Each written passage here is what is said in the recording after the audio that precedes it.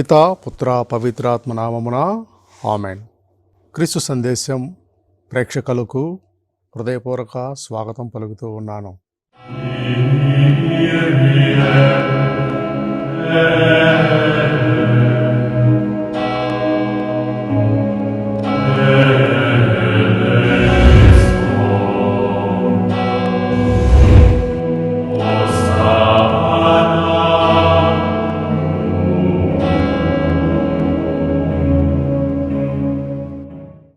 చిన్న ప్రార్థన చేసుకుందాం.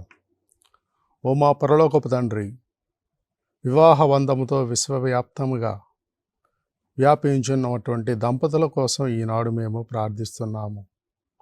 ఓ దేవా, ఈ దంపతులు మీ యొక్క అనురాగముతో, మీ యొక్క దీవెనలతో ఒకరినొకరు అర్థం చేసుకుంటూ ఏక శరీరము ఏక మనస్సు కలిగి స్త్రీ సభ వ్యాప్తి కోసం వారు పాటుపడే విధంగా దంపతులను ఆశీర్వదించమని, ఏ దంపతుల జీవితాల్లో ఒడిదుడుకులు ఉన్నాయో, కష్టాలు ఉన్నాయో, సమస్యలు ఉన్నాయో వాటినన్నిటినీ ఈరోజు మీ దయగల హస్తముతో తాకి తీర్చమని ప్రత్యేకంగా ప్రార్థిస్తూ ఉన్నాం.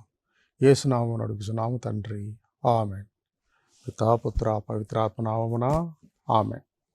క్రీస్తునాథునైన ప్రేమైన సహోదరి సహోదరులారా, ఒక సామెత ఉంది, సాగరాన్నైనా ఈదొచ్చు కానీ సంసారాన్ని ఈదలేము అని.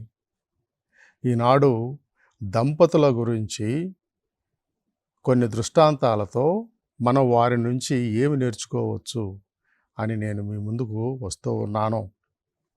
దేవుడు అవ్వ ఆదామును వివాహ బంధముతో ఒకటిగా చేశారు. దేవుడు ఆదామును మొదట ఒంటరిగా సృష్టించి ఏదో లోపం ఉన్నది, ఇంకేదో అసంపూర్తిగా మిగిలి ఉన్నది సృష్టిలో అని ఆదామును నిద్రపోచి ఏదైనా వనములో అతని ప్రక్కటెముకలో ఒక ప్రక్కటెముకను తీసి దానిని ఒక స్త్రీగా సృజించాడు.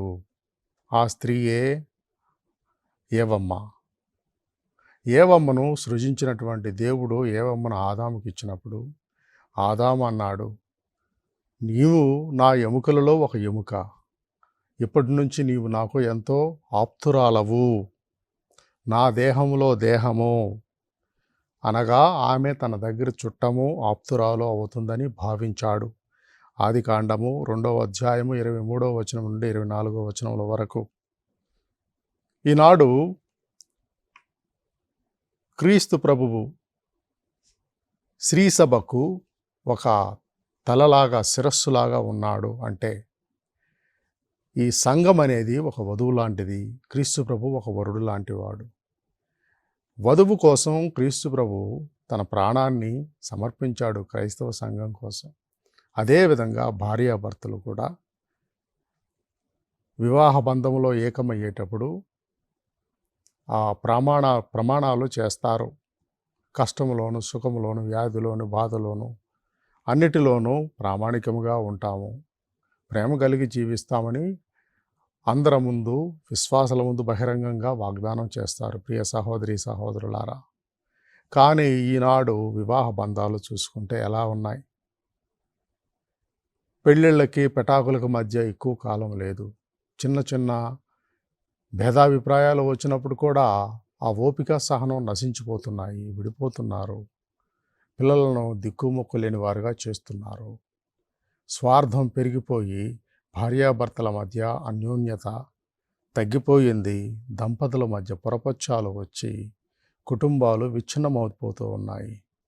ఇలాగా కుటుంబ సమస్యలతో, దంపతుల మధ్య పరస్పర అవగాహన లేమితో బాధపడుతున్న వారు ఈనాటి దృష్టాంతాల ద్వారా కొన్ని విషయాలను మనం వారి జీవితాల కోసం నేర్చుకోవచ్చు.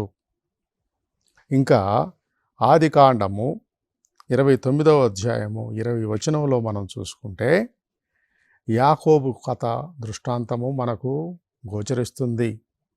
యాకోబు తన అన్నయ్య అయిన ఏశావుతో తగాదపడి పారిపోయి తన మామయ్య అయిన లాబాను దగ్గర తలదాచుకున్నాడు.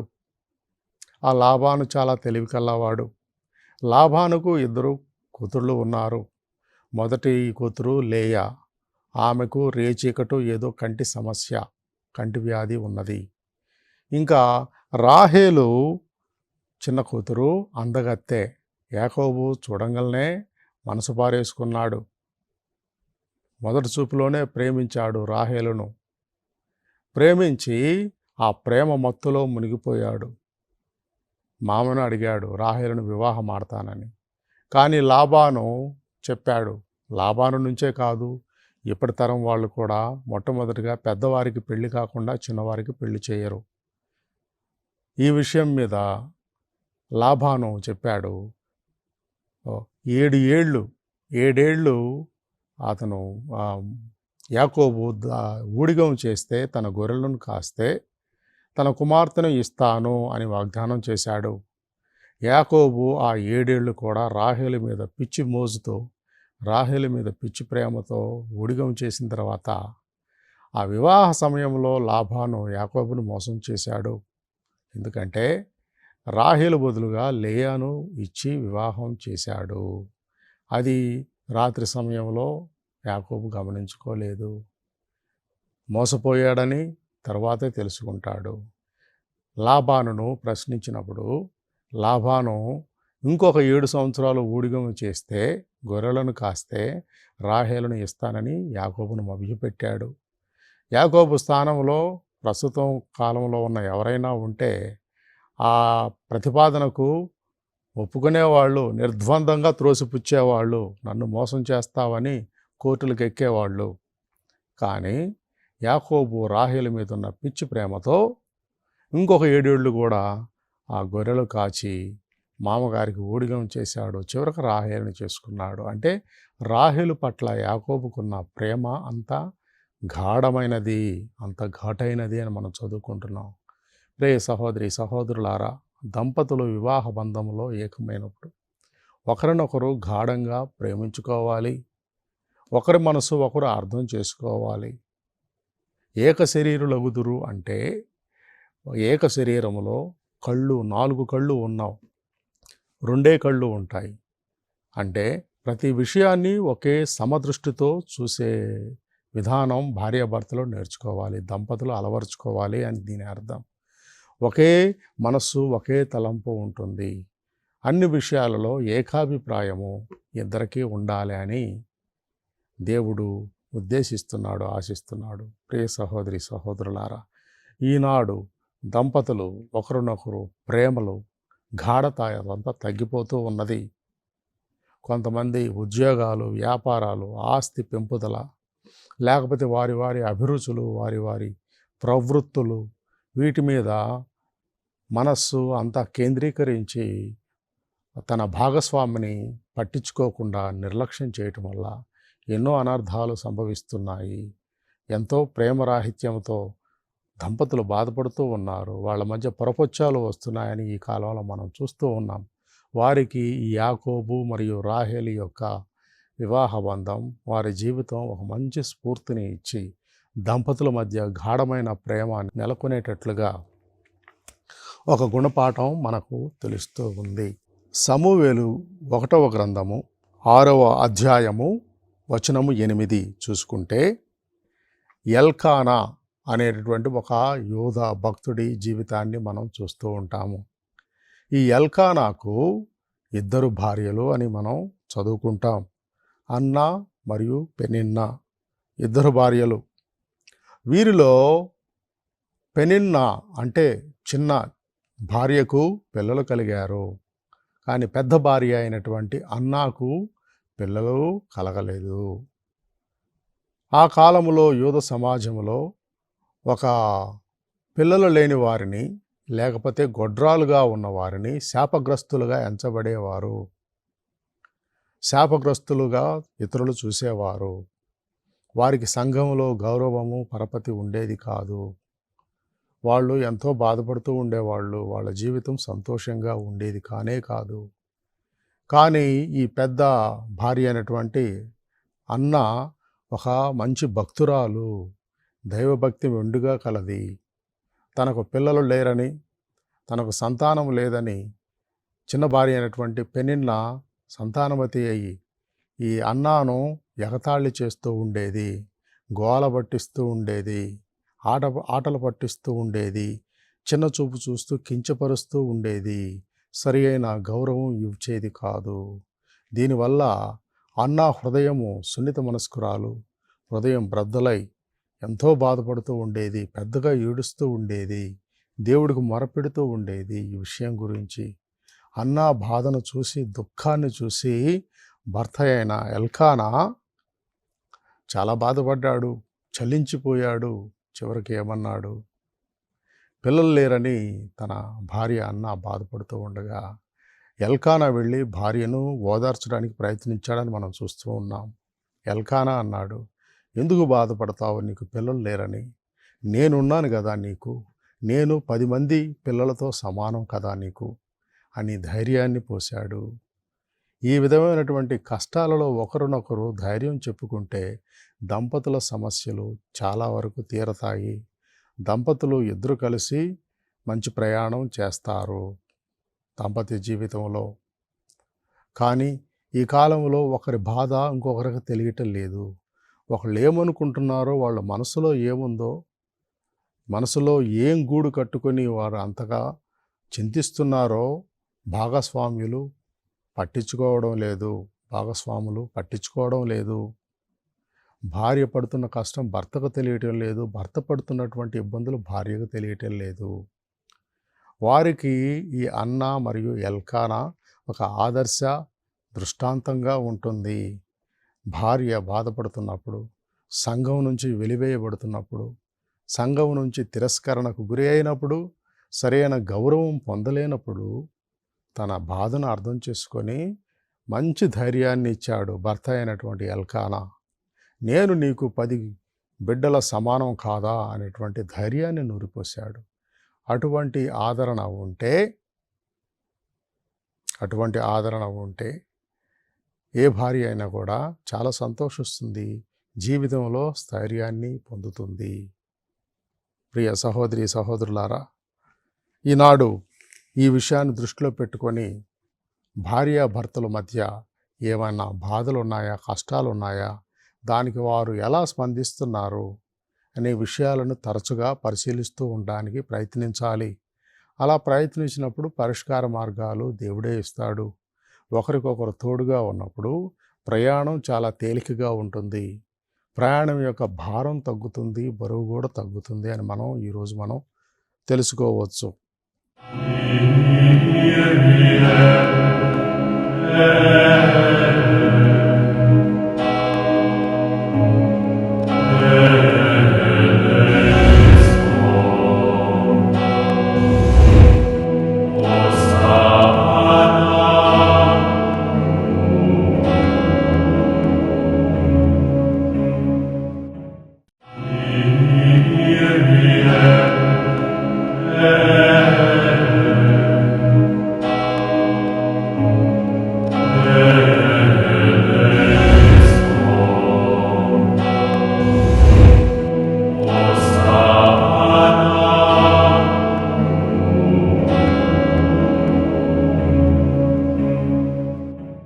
ఆదికాండము 24వ అధ్యాయము 67వ వచనంలో ఇస్సాకు మరియు రిబ్కా దృష్టాంతం కూడా మనం చదువుకుంటాము.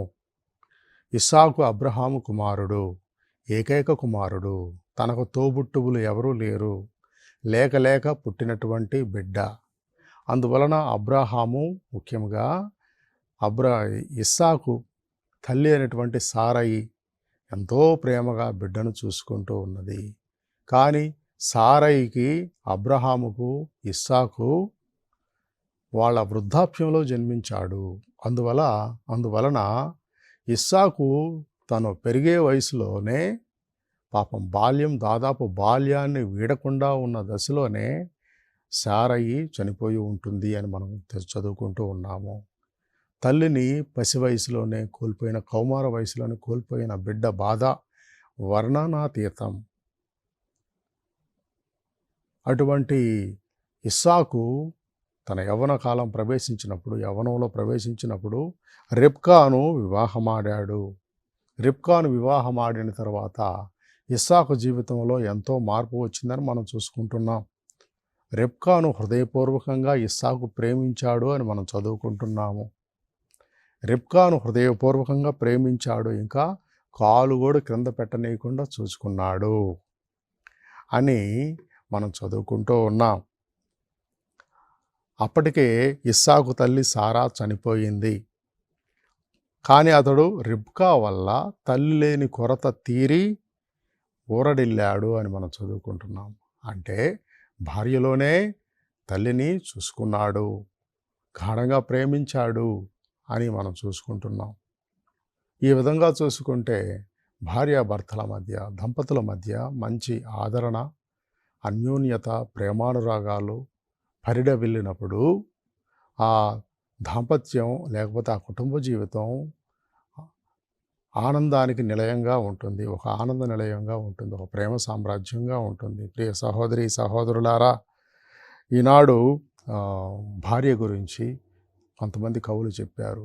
కార్యేషు దాసి కరణేషు మంత్రి భోజ్యేషు మాత శయనేషు రంభ.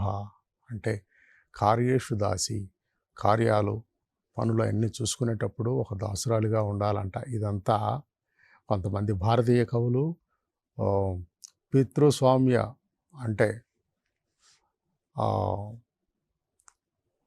పురుషుల ఆధిపత్యం ఎక్కువగా ఉన్న సమయంలో వ్రాసినటువంటి కవిత్వం అన్నమాట. కార్యేషు దాసి కరణేషు మంత్రి, మంచి ఆలోచనలో ఒక మంత్రిగా సలహాలను ఇవ్వాలి. భోజ్యేషు మాత అంటే భోజనం పెట్టేటప్పుడు తల్లిగా ఉండాలి. శయనేషు రంభ శయనించేటప్పుడు అందంగా ఉండాలి అన్నట్టుగా వాళ్ళ భావాలకు తగ్గట్టు, వాళ్ళ అవసరాలకు అనుగుణంగా ఉండేటట్లుగా స్త్రీని మలచుకున్నారు, వర్ణించుకున్నారు ఈ పితృపాద వ్యవస్థలో. ఇంకా మామూలుగా అంటారు, పాతకాలంలో ఒక సామెత ఉంది. కొడుకు వస్తేనంట బయట నుంచి తల్లి అంట కడుపు చూస్తుందంట, ఆకలిగా ఉన్నాడా లేదా అని. భార్య ఏమో జేబు చూస్తుందంట, ఏమైనా సంపాదించి తెచ్చాడా డబ్బు లేదా అని. అది పాతకాలం. ఇప్పుడేమో ఇద్దరు కలిసి సీరియల్స్ చూస్తున్నారంట. ఆ కడుపు చూసే తల్లి మాయమైపోయింది. ఆ జేబులు చూసే భార్యలు ఉన్నారో లేదో తెలియదు, కానీ ఇద్దరు మాత్రం సీరియల్స్ కంపల్సరీగా చూస్తున్నారని ఎవరో ఒకరు ఒక జోకులాగా చెప్పారు. ప్రియ సహోదరి సహోదరులారా, ఈ విధంగా ప్రేమను పంచినటువంటి భర్త చాలా అరుదు, ఇస్సాకులాగా. అలాగనే ఆ ప్రేమకు తగ్గట్టుగా రిబ్కా కూడా ఎంతో చక్కగా ఇస్సాకుని తిరిగి ప్రేమించింది మనం చూస్తూ ఉన్నాము. యూదితు గ్రంథము 16వ అధ్యాయము 22వ వచనంలో చూసుకుంటే యూదితు చరిత్ర మనం చూసుకుంటాము.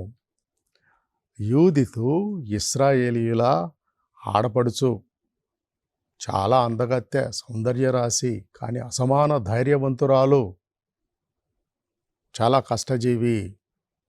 కానీ ఆవిడ భర్త మనష్షే పాపం చనిపోయాడు. అందువలన ఆవిడ ఒక విధవరాలిగా ఉంది. ఆవిడ చాలా ప్రజ్ఞావంతురాలని మనం చదువుకుంటున్నాము. ఎందుకంటే ఆవిడ జీవించిన కాలంలో యెరూషలేము మీదకి దండెత్తి వచ్చాడు ఒక శత్రు సైన్యాధిపతి. ఆయన పేరు హోలోఫర్నెస్. హోలోఫర్నెస్ అనేటువంటి ఒక శత్రు సైన్యాధిపతి యెరూషలేము మీదకి దండెత్తి వచ్చాడు. యెరూషలేమును కొల్లగొడుతూ ఉన్నాడు. మనుషులను యూదులను చంపుతున్నాడు. వాళ్ళ స్త్రీలను చెరబడుతున్నాడు. అటువంటి సమయంలో యూదితు ఎంతో తెలివిగా ఒక పథకం రచించి హోలోఫర్నెస్ను శిరస్సును ఖండించి తీసుకుని వచ్చింది. ఒక్కసారి శత్రు సైన్యాధిపతి హోలోఫర్నెస్ శిరస్సు ఖండింపబడిన తర్వాత అతని సైన్యాలన్నీ కూడా చెల్లాచెదురైపోయాయి తమ నాయకుడు మరణాన్ని చూసి. అందువలన ఆవిడ ఇశ్రాయేలు పట్టణాన్ని కాపాడింది అని మనం చూస్తూ ఉంటాం. ఇంకా యూదితు సౌందర్యాన్ని చూసి, సాహసాన్ని చూసి చాలామంది ఆమెను పెండ్లి ఆడాలని ఉవ్విళ్ళూరారు. కానీ భంగపడ్డారు. ఎందుకంటే ఆ ధీరురాలు గతించిపోయిన తన భర్త మనష్షేనే స్మరిస్తూ విధవరాలిగా ఉండడానికి నిర్ణయించుకొని పెండ్లి మానివేసింది. ఆ వైధవ్యంతోనే తన స్వీయ గ్రామమైన బెతూలియాలో రోజులు వెళ్ళబుచ్చింది. భర్త పట్ల ఆమె చూపిన గాఢానురాగం అలాంటిది. ప్రియ సహోదరి సహోదరులారా, తమ భర్త పట్ల గాఢానురాగంతో ఎంతోమంది, లేక తమ కుటుంబ సభ్యుల పట్ల గాఢానురాగంతో ఎంతోమంది జీవితంలో అనేక త్యాగాలు చేస్తూ ఉంటారు. నాకు తెలిసిన వారి కుటుంబాల్లో కూడా చాలామంది తమ యొక్క తోబుట్టువుల పిల్లల చదువుల కోసం వివాహాలు మాని ఉద్యోగాలు చేస్తూ, కూలి పనులు చేస్తూ, వారిని జీవితంలో అభివృద్ధి పరచడానికి తమ జీవితాలు త్యాగాలు చేసిన వారిని నేను కొంతమందిని చూశాను. ఇంకా కొంతమంది భర్త చనిపోయిన తర్వాత చిన్న వయసులోనే భర్తను కోల్పోయినటువంటి వారు పుట్టింటి వారు ఆమెను తిరిగి పునర్వివాహం చేసుకోమని ఎంత చెప్పినా కానీ ఆ పుట్టినటువంటి ఆ చిన్న బిడ్డ కోసం తన జీవితాన్ని త్యాగం చేసుకొని ఆ బిడ్డ యొక్క ఔన్నత్యం కోసం, పిల్లల ఔన్నత్యం కోసం, పిల్లల భావి జీవితం కోసం తమ జీవితాలను ఒక కరుగుతున్న క్రొవ్వొత్తిలాగా చేసుకొని త్యాగాలు చేస్తున్నటువంటి త్యాగమూర్తులు ఎంతోమంది ఉన్నారు. ప్రియ సహోదరి సహోదరులారా, ఈనాడు భార్యాభర్తల మధ్య అనురాగము, భార్యాభర్తల మధ్య అన్యోన్యత, భార్యాభర్తల మధ్య పరస్పర సహకారం ఉన్నప్పుడు ఆ సంసారం సాగరమే కాదు, 7 సాగరాలైనా ఈదవచ్చు అన్నటువంటి ధైర్యం వారిద్దరికీ ఉంటుంది. అది దేవుడి యొక్క ఆలోచన, ప్రణాళిక. ప్రియ సహోదరి సహోదరులారా, ఎందుకంటే కుటుంబ వ్యవస్థ శ్రీసభలో ఎంతో ప్రాముఖ్యమైనది. శ్రీసభ విస్తరణకు, శ్రీసభ వృద్ధి చెందడానికి కూడా కుటుంబ వ్యవస్థ ఎంతో ముఖ్యమైనది అని పాపుగారులు కానీ, పితృపాదులు కానీ, భక్తులు కానీ మనకు వివరించి చెబుతూ ఉంటారు. అందువలన ఈ దంపతులు శ్రీసభ వ్యవస్థలో కీలకమైనటువంటి పాత్రను పోషిస్తూ ఉన్నారు. ఈ యూదితులాగా భర్త పట్ల అనురాగం కలిగినటువంటి, గౌరవం కలిగినటువంటి స్త్రీలు సమాజానికి ఒక రత్నాలులాగా భాసిస్తూ ఉంటారు, గౌరవాన్ని తెస్తూ ఉంటారు. దేవుడు మనలందరినీ, ముఖ్యంగా విశ్వవ్యాప్తంగా ఉన్న దంపతులను ఆశీర్వదించి కాచి కాపాడునుగాక. ఆమెన్. పితా, పుత్ర, పవిత్రాత్మ నామమున ఆమెన్.